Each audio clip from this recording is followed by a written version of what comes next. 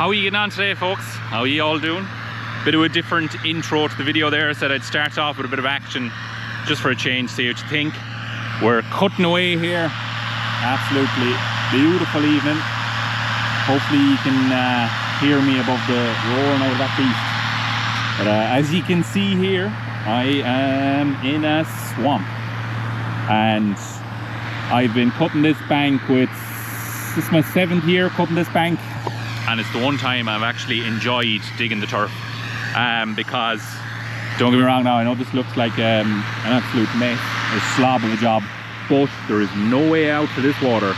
This water, that's the level all year round, and like, I'm gone down, as you can see from in there, whatever, 5 foot below it, there's no way out. There's no drain. There's a bit of a drain to let it out to that level, but it can't go any lower, so that's what we're faced with. It's the only bog like that, base bank, that we cannot drain, get the water out of. Like, it was a matter of cleaning the drain or doing the likes of that, it'd be easy going, but unfortunately it is not. But yeah, it's an absolute swamp, but and there's an awful lot of cleaning on the top of it. What I mean by cleaning now is that stuff there that we're taking off, whatever, 4 foot, between 4 and 5 foot of it, because it's useless. It's I'll show you a bit of it here. This is it. It's all just absolute useless. That's what they'd call white turf. It's absolute, like cardboard. You can see here when it's dried out, it turns kind of whitish. So you don't want that in the turf. There's a bit of brown below it then. You want that bit of brown in it just to hold it all together. But there is a video coming up on the principles of turf cutting. That's coming soon. So yeah, digger is absolutely super in here. Just sits there lovely, and you dig out your turf. I know we're leaning back a bit here now, but that's naturally enough, because as I'm digging in, the digger is kind of pulling itself down, but I just throw the odd bit of a straw from the top under the track to keep it going. But no, it is a game changer, to be fair now. So it is. It's an absolute game changer. We're actually going very well in the bog at the moment. We're gone past the halfway mark, which is great.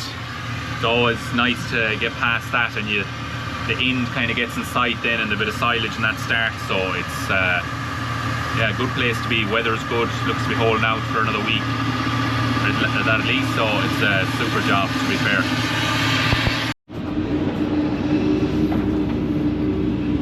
So there you have it. We're just tidying up here now.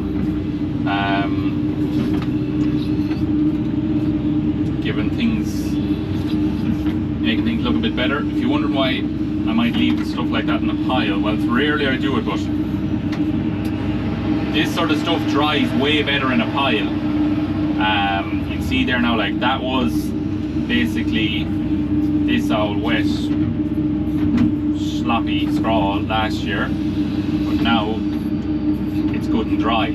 So that's very handy for if I need that to put down under the digger to fill that hole there next year, or even just to level out. It just dries way better in a pile. So it does. But yeah, it's a tricky bank here as well, because that's kind of a new face being made. And the ground is slipping in from this side, where the digger's sitting is inclined to slip in the whole time. So you need to be vigilant enough for that as well. So you do, but there's actually great turf down, a great black turf down underneath of it, down underneath. The first year I cut this, I wasn't that used to the bog, and I seen the black. Like, once you go down under that brownish straw, it's jet black, and I was keeping away from it, and I put in more of that top cleaning, I called it there earlier, but the turf didn't turn out great. But again, it's just learned the bog. That's an unusual type of turf there now. But yeah, just learning it takes a bit of time to learn each bank kind of individually, but I think we have it a bit better now anyways. And we're cutting this turf for an 87-year-old man, and he's out to us and he's fit as a fiddle, which is great to see, and great interest in the bog all the time, and keeps him going, he says. We are crossing the high bog here now, which you need to be careful. I don't know if you can see that on the camera or not. It's waving like jelly. But yeah, you just need to be pretty careful crossing here. Don't make any foolish moves, but we cross this every year, so we know it's pretty safe. That's down there now where I'm after digging the turf out of. You don't want to track too close. I'm close enough there as I am to that face bank where I'm after digging, because I'd be inclined to slip in. But yeah, we're motoring away nicely anyways, and it's Friday evening.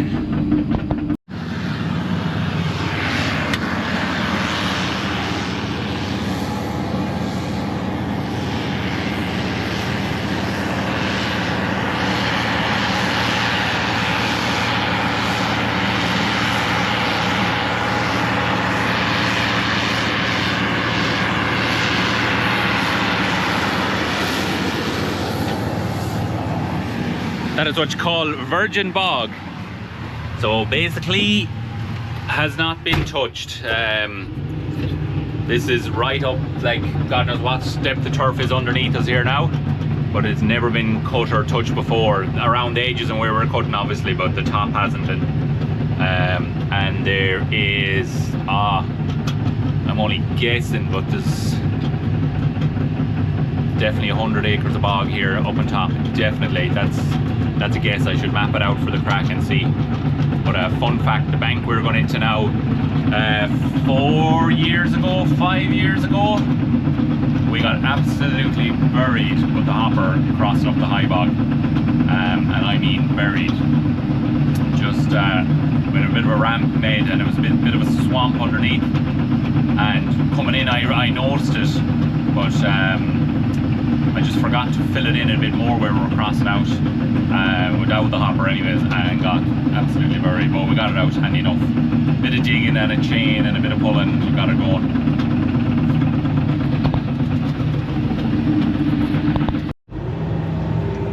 I just said I'd show you here. This is the spot where we got the hopper stuck that time.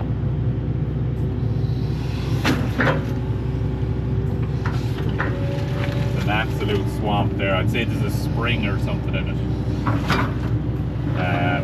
We used to go up there kind of under the bucket, but I made a bit of more of a ramp and put a few of them trees under it and that. But no joking, the top of the bin of the hopper, it was gone like that. It was going up like that onto the ramp, and then it came back. But the top of the bin of the hopper was no higher than the bucket is there now. I could lean on it with my arms when it was stuck. Sad unit and all that was non-existent, couldn't be seen. But and like, it was in the space of a minute that happened, because I wanted to knock it off then, because the hopper was at a dirty angle, and then it was just kind of rolling back and disappearing the whole time.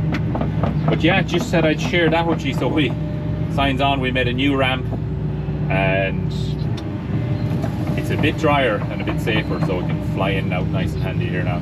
This is another swampy spot here as well. The water level is just way too high, and there is no place for it to go. There's a forestry back there, and it cannot be, I don't think the drain can be cleaned or anything, so we just got to do with it.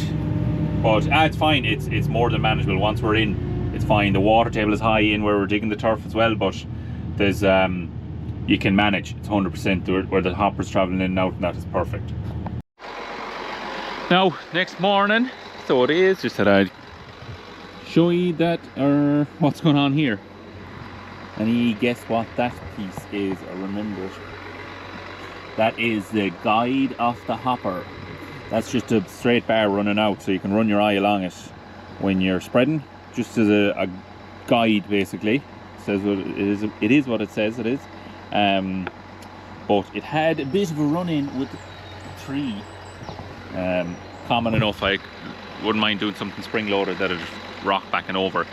A lot of bog misers, you can see the track when you're spreading, but ours, the cab has moved forward, so you can't see the track unless you're like bending out forward in the seat looking down. So we put that on it, and it is a great job. You can sit back in the seat and you have a nice straight line. It's just a lot easier for gauging a bank, keeping your lines nice and tidy, nice and straight. So it's a great addition, to be fair, when you're used to that. And we've an old makeshift thing made up with a couple of lats, but just anything at all as a reference. But when you're used to that and you're without it, you'll be lost. But yeah, I must get our low loader now and get set up here.